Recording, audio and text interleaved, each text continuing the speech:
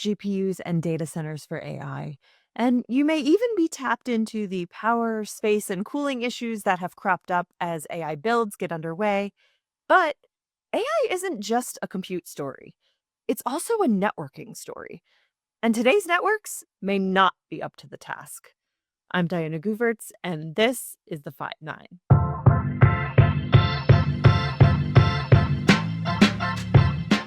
Rising in the AI realm is the concept of agentic AI. And basically, the idea here is that AI will no longer just be communicating with humans, but there will be an increasing number of interactions between AI agents. And this is great in theory for productivity because it means a business's AI agents can run 24/7 in the background while their workers are sleeping. But all of that agent chatter will bring a wave of new traffic to the network. And all of those agents will need a constant stream of data to feed them. And those two things mean that networks across the board are about to face an unprecedented strain. Obviously, something needs to be done about this, but the question is what? And to get our arms around the problem, we are speaking today with Dave Ward, who is currently CTO at Lumen Technologies and soon to be president and chief architect at Salesforce, as well as Paul Savill, who is global practice leader for networking and edge compute at Kyndryl. So, Paul, I wanted to start with you. Let's level set for a quick second by talking about the lay of the land. What's our problem statement? How is AI changing the game for networking? Can you maybe talk about the expected increases in traffic and what that means for networks in the enterprise and data center? I'd say that first of all, AI in the data center is just really going to transform the traffic volumes that are out there. Tremendous growth in traffic expected from AI workloads as opposed to traditional enterprise networking traffic. So that means that enterprises are going to have to boost up the backbones of their networks, and for many of them, that's going to mean very large optical connections that have to have redundancy that has to be established. Also means even some companies moving to a dark fiber strategy for establishing that connectivity. But within the data center, there are also a lot of challenges from a capacity standpoint. The data center networking itself has got to scale up to support this. There are new technologies that I think gratefully that a lot of the equipment vendors are coming out with that are going to help us with that. And those are in regards to uh, uh, actually using AI itself to help model these data center networks that we need. We're actually also working with vendors that are doing introducing digital twin technology into the data center management of their of that switching infrastructure that they've got to build. And I think that that's going to be very helpful to reduce the complexity and improve reliability of the data center networking.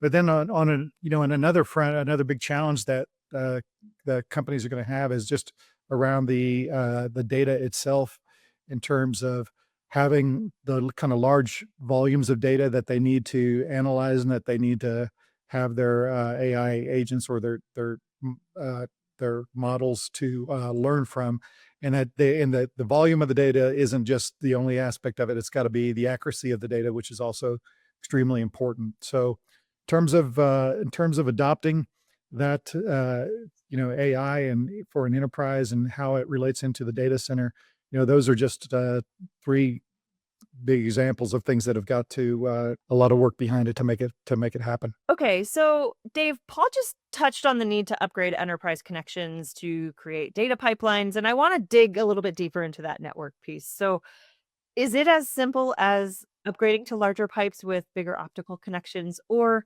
to put it another way, does today's network architecture actually work in the era of AI, or is there some sort of more fundamental change that's needed? Well, I have to admit, I love big optical pipes and I cannot lie, but but nonetheless, there is more to it that's necessary. And really the creation of AI and all these new data centers is fundamentally changing the network architecture. So I agree. Extreme bandwidth and low latency. We can see from our demand that 400 gig waves and the size data sets that are moving that are now beyond petabytes into exabytes. 1.6 terabit, 1.6 T optical links in framed waves, meaning Ethernet, can't come fast enough. And so extreme bandwidth, low latency. Let me touch on the low latency piece. As we see the data centers, and Diane, as you and I have chatted with Paul, we're seeing data center square foot space go from 240 million square feet of data center space today to 1 billion square feet of data center space in 2030. So getting to these data centers is critical. And the low latency piece is we're also beginning to see that distributed AI workloads are happening. So this means that we're not just only sharding our data or separating our data between these data centers, but we're going to actually be processing them in parallel across this. So extreme bandwidth and low latency. But from a network architecture point of view, it means that we have to talk about that cloud core and the data center interconnect. And this has led me and Lumen to go down the path of it must be a fabric that's delivered to network as a service in real time on demand at waves, Ethernet, and IP, such that today you're working with this set of hyperscalers, data center operators, and neoclouds. Tomorrow you're working with a different set. We see our customers have on average 36 different data sources that's going to be the data going into the AI workloads. This is fabrics of data, fabrics of connectivity to where you get GPU access, and fabrics of workloads to pull it all together in potentially a distributed manner. So data center interconnection is a foundational element. Third, where these data centers are being built, there's now appearing to be AI corridors or AI regions of collaborating partners. And you can think of this back to the latency piece. These corridors are not only geographically created, where we see mega data centers, meaning multi-gigawatt data centers being built from the Pacific Northwest to LA to Phoenix to Dallas to Chicago to Atlanta to Northern Virginia, etc. Those are now the new AI regions. Like there are cloud regions from Cloud 1.0, there's now AI regions, and the distribution of those workloads within those regions is going to be really key. So how does an enterprise think about those fabric architectures and where they're going to run those workloads? And so third was the AI corridors. Fourth is super critical. Let me take a second to talk here. In 2025, in early 26, there are only 17 buildings in the United States that house on-ramps to all three hyperscalers.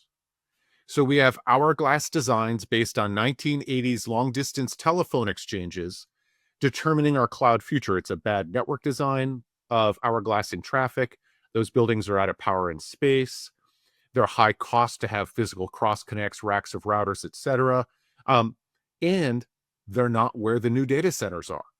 And so the notion of distributing these on-ramps, and what we've done is partner with the hyperscalers to pre-wire our backbone into theirs. And what I mean by this is we have redundant metro gateways, redundant IP cores, redundant waves and fiber, and we pre-light tens of terabits of capacity between the hyperscaler and Lumen at tens of sites distributed around the US. That's optimal for these AI regions, cloud regions, and getting us out of those 17 buildings. So distributed on-ramps that are real-time, on-demand, consumed through direct connect consoles, express route consoles, etc., and providing that last mile all the way to businesses is a new network architecture and a new way to consume both cloud and AI.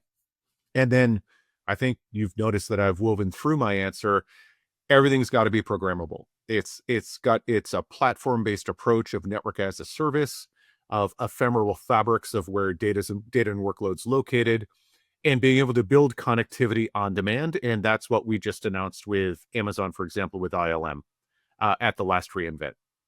So those 5 elements are key new architectural concepts.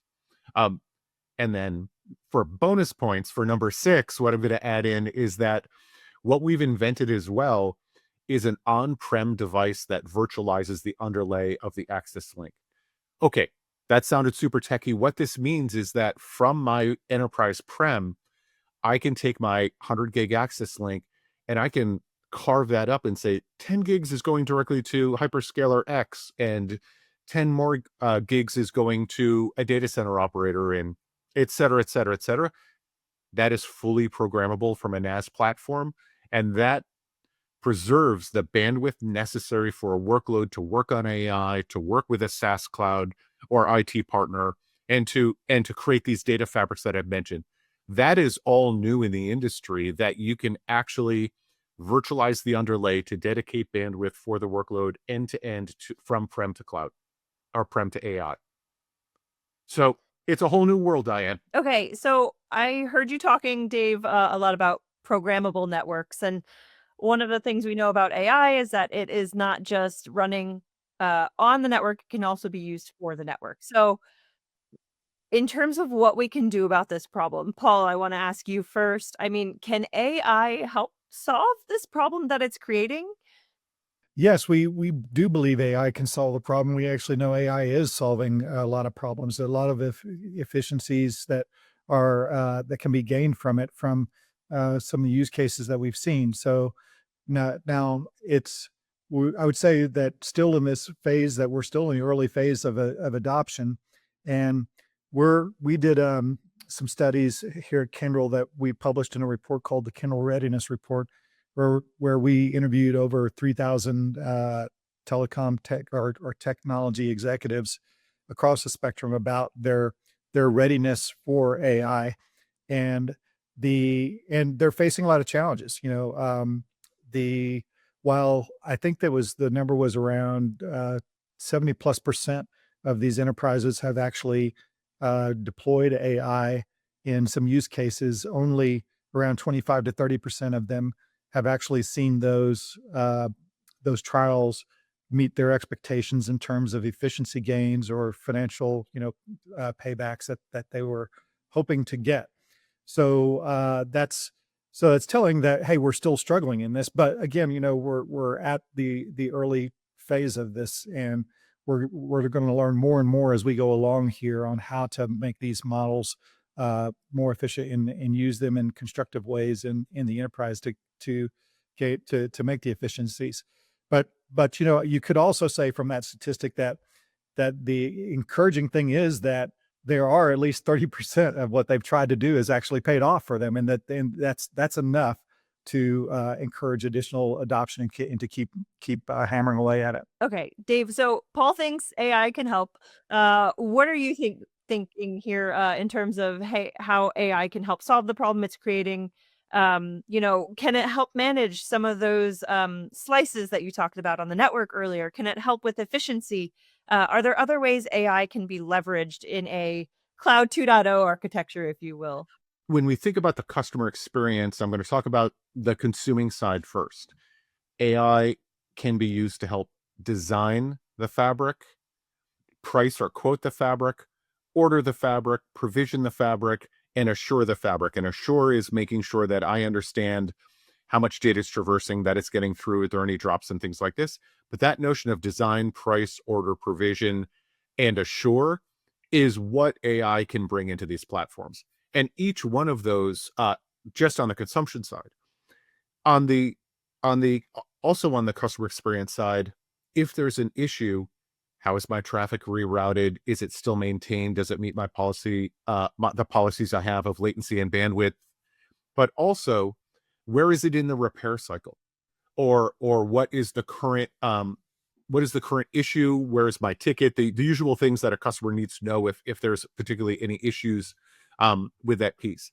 Now, inside Lumen, we actually use AI a ton to run our network. In addition to being able to, because we have such a large network, what are the issues in the state of Florida? What are the issues for a particular customer that they may be seeing? What is the service a customer is getting is one particular piece. So we can immediately debug and diagnose what's going on our network extremely rapidly using the Gen AI tools and machine learning tools. Second, well, I guess I'm up to third or fourth or whatever I am now. There I am. I love But your numbered lists, Dave. the capacity planning issue or path computation. So customer wants to know, can I get fiber or a wave between New York and LA? And then I do want it to go through Chicago. I don't want it to go through Dallas, whatever the case might be. They can put in these policy parameters, and I can turn around capacity planning, route planning instantaneously using these new AI tools. Additionally, um, I want to move forward to the top of the platform on how we work on our commercial integration with data center operators and then hyperscalers and neoclouds. In the past, I used to, use the cheeky Star Wars tag, Luke, use the API, but it's all about agents now. So what's really interesting is the integration with our partners is not only with high performance APIs, but also really simplifies the ability create a path and bring up the ports for a 100 gig link between a data center and another data center. And a simple exchange with that agent can take out the hundreds or thousands of API calls that would have been necessary in the past. So agents are also becoming the integration platform as well. So without a doubt, the use of AI with our interaction with a customer and with our partners and actually running the network. And then our developers are completely tuned in using the new tools that are available as well. So it's been a very positive turn of the wheel for us to take advantage of these tools.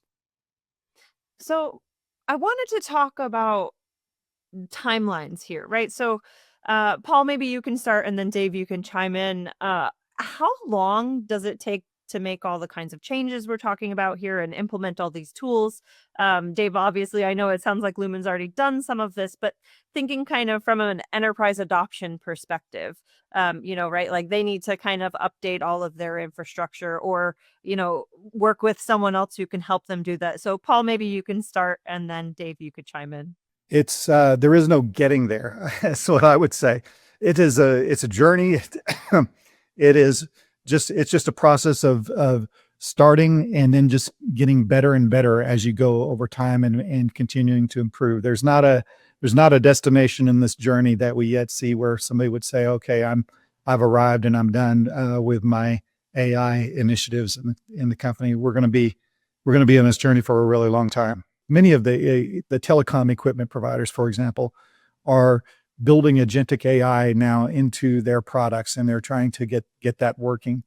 And those things will be, I expect, some of that will come out of the box pretty cleanly, and it'll be for very specific types of tasks and work that needs to happen in explorations of like trouble resolution in network. But it will also initially be very vendor specific. But in the future, where this thing has got to evolve is that networks are not made of just one vendor's equipment, and even in one vendor, these agents in the early stages of what we're seeing are still have limitations in terms of like the product line and the models and all that kind of stuff that that it's going to be applicable with. But in the future, given how networks are made up of many different types of equipment from many different vendors, we're going to have these agents to be able to talk to each other and to work together. And that itself is a really complex problem to solve.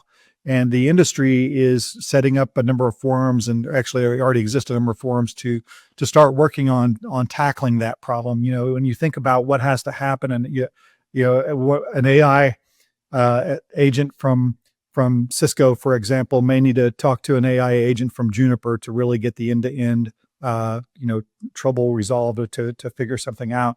And there's got to be a protocol established for that. There's got to be a communication itself, that format that has to be acceptable between the companies. So this interoperability between different vendors has got to be established for that type of thing to work.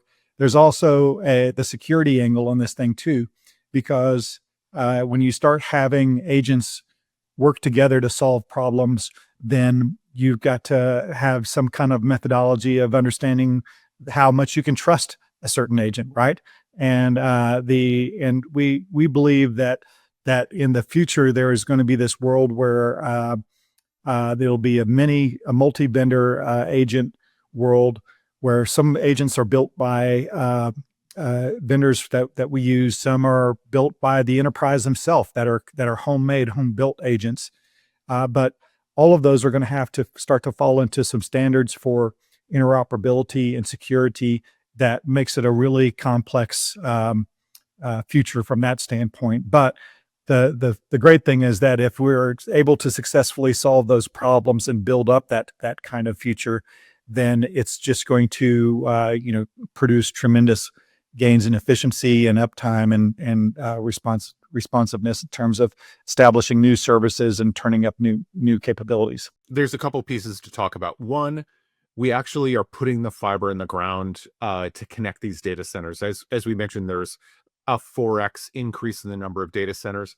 So the fiber in the ground will be ongoing, but the major data centers and gigawatt multi-hundred megawatt data centers that we've read about in the news, that fiber is being put in the ground now. So between 2025 and let's say 2027 all the way to 2030, that construction is underway.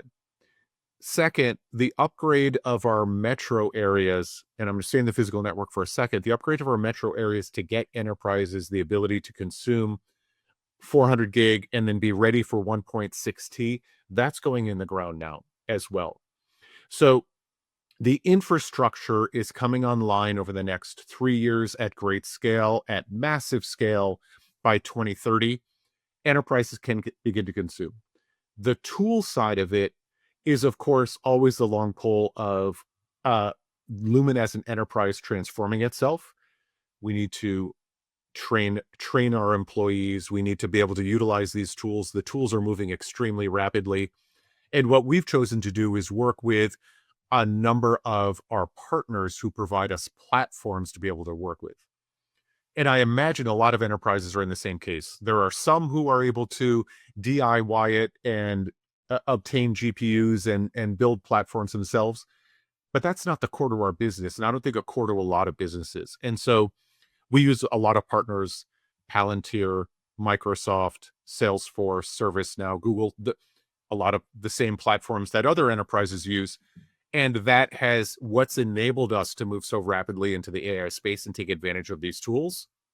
And by doing that, we think we've gotten up the hill a lot faster. Now, additionally, we realize that we need the best of all the tools that are possible. So that's why I mentioned a list of folks, whether you're looking at which model is working best for coding versus doing path computation, and that's our world, but I imagine it could be pharmaceutical research or manufacturing for somebody else's world. Different models are great at different things.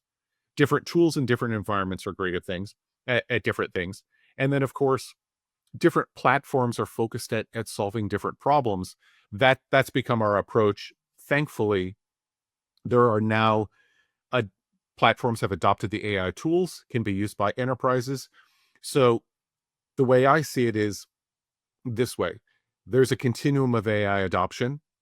Tip of the spear folks are moving quite quickly. There's going to be the big middle of folks who are trying to figure it out, and then the laggards, which we may not see in business. But let me summarize it all the way down to this. Do it yourself is not a technical strategy, and waiting for the market to merge is not a business strategy in this case. And so it really is that move to adoption, to training, to moving your workforce, to moving your business to transform, because it can't be done like we've done it in the past. Cloud 1.0 and just adoption of hyperscalers took 15 years. The adoption of AI is going to happen in 3 to 5 years across the board, or enterprises are going to find themselves in that laggard category. Dave, I actually have a follow-up that I want to just give just to you because I feel like you're uniquely positioned to answer this. Uh, I'm sure that you've heard plenty, and I certainly have. You can't avoid it. We've heard a lot about a potential AI bubble, right? Um, so I'm curious, do you think there's more of a risk of moving fast, overbuilding, potentially over preparing for a wave that kind of ends up being a whimper, or is there a greater risk of not moving fast enough and potentially being underprepared? So I'm going to give you what I hope is a business pragmatic answer. Um, and what I mean by this is not all the players in AI are going to make it. That's the bubbly part of it. Um, but large companies, all companies really need to choose their platforms, choose their partners, choose their data center, neo, AI as a service, GPU as a service, et cetera, partners based upon their own weighted variable of who they believe is going to make it through whatever could happen in the economy.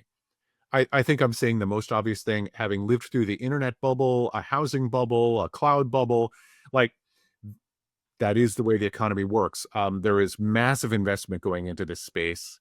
We know that just through experience, not everybody's going to make it either on the software platform or construction side. So have to choose really, really wisely with reputable partners that are going to make it, that as an enterprise you believe are going to make it in the long haul. Now, to answer your question, are we in an AI bubble? Uh, I actually think it's a boom. And I say that because the data centers that have broken ground, the fiber that's gone in the ground, the infrastructure that's in place, that isn't going anywhere. That isn't going to suddenly vaporize if some economic conditions change. Um, so how long is it going to last? How far is it going to go? Uh, now that we have so much more uh, power and information and unlocked information from AI, and that the reasoning engines are coming online, and that the platforms are producing valuable output and valuable interaction either with customers or also cost reduction, uh, it's here to stay. AI is in fact a thing, Diane. And really I don't think I'm overreaching here, but I do believe it's a boom and not a bubble. It's going to be here to stay. It's a critical part.